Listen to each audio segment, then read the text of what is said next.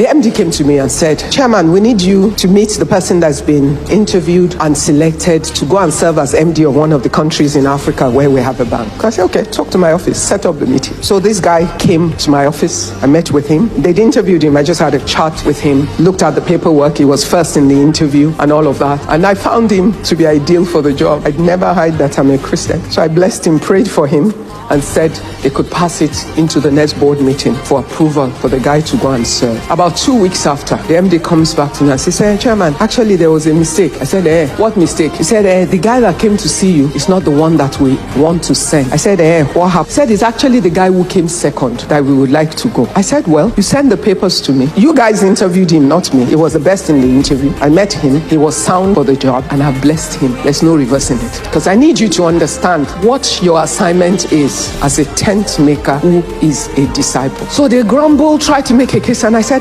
the matter is closed. As soon as I finished that conversation, I called my assistant and I said, find me some information about that guy. She said, why? I said, this is what just happened. This guy either has a praying mother or a praying wife. Just because it was clear. Somehow they could have set it up that I will not know. Very, very easy. What will come to me will be what they planned. But somehow they confused themselves, delivered to me the fact paper, and it was clear that this guy was the best in the interview. And I had done my own part before they came back. So I knew this was the hand of God. So I said, go and find out for me. She Googled the guy, and then she came back to me laughing. I said, why? She showed me a picture of the guy and his wife. The girl was not wearing any earring. I said, I want more deeper life.